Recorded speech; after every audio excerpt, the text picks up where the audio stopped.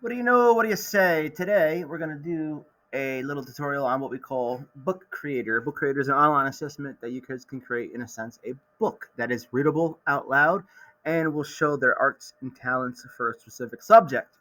Here we go. So, in your Launchpad, right, you're going to search for Book Creator. It looks like this. You're going to click on it. It's going to bring you here. If this is the first time you're doing it, you're going to hit Create a Free Account. Then you're going to pick whether you're a student or a teacher, okay? So the students would do this and hit sign in with Google. The teachers would do it and hit sign in with Google. Once you create your account, okay, and then you log into your actual, what do you call it? Log into your actual account, okay? It's going to bring you to here, hit the 3 lines. This is your teacher dashboard, okay? So for each class, this is my suggestion. You're going to have to create a new library. A library is basically a spot in which you will have all of your kids upload their books or create their books, so it's organized. It could be by period, it could be by topic and period, or just by topic in general. But I would think of library as specific to a period and specific to a topic, like Hunger Games assessment, right? Something like that. Like if you're an English teacher and reading the book Hunger Games, there you go. So libraries like that. But what I'm going to do now is I'm going to show you what the students need to do, okay, once they're logged in, okay? Once you create your library, right, so period 9 ELA Hunger Games. I can't spell. All right, Hunger Games, right? So you hit create library, okay? You're going to click on it and see where it says invite code. Right there is the code that you give period 9, right? So this is specific to them. This is their library. Think of it as a Google Classroom. This is their Google Classroom in a sense, right? So you're going to share with them that, okay? Now I'm going to show you what it looks like from the student's point of view. Once the students sign in, right, they're going to go to the student sign-in section, sign in with Google, okay? Same process, okay? I'm a student. It's going to say, what is your code? And they're going to put in the code that you created for them, okay? And then they'll be able to create their book, all right? So it's a multi-step process, pretty simple to set up. Once the kids are in your library, your Google Classroom in a sense, right, they're going to click on New Book, okay? Now, this is where you actually are doing the work. The first part of this video was how you get it set up. Second part is the fun part. All right, so they have so many options to choose from. You can make your book any one of these: portrait, landscape, comic strip, right? Or you can click on templates, right? Anything you want. Let's just click on this one, right? So you can start off with this template, right? And all you have to do is, go in there and change everything, okay?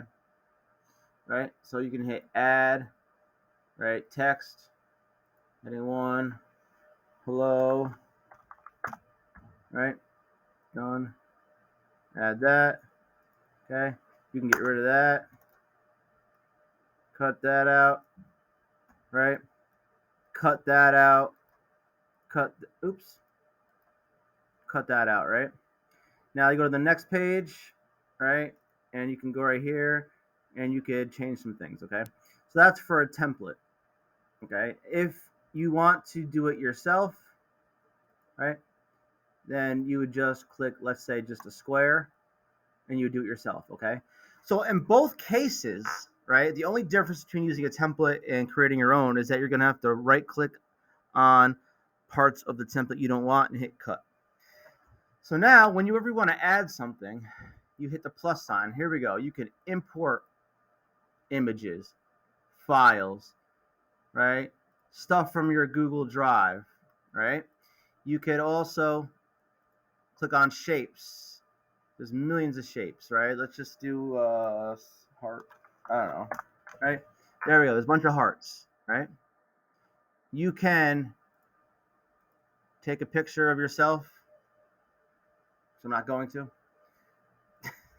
You can add text, right? All right, so this is your title. Okay. You can record. Now, here's the cool part. You can record yourself, okay, while you're doing the book. 3, 2, 1. Hi, my name is Mr. Decker, and this is my first book. Right? You hit stop, use recording, okay? There it is right there. Just like if you were in a Google slide, okay? And that's pretty much the basics of it, right? You could click a shape, make it bigger. So this is my cover of my book, right? You could use a pen, right? I could sign it at the end. Woo! All right. What's this other thing? This is pretty cool. Oh, look at that! Add an emoji.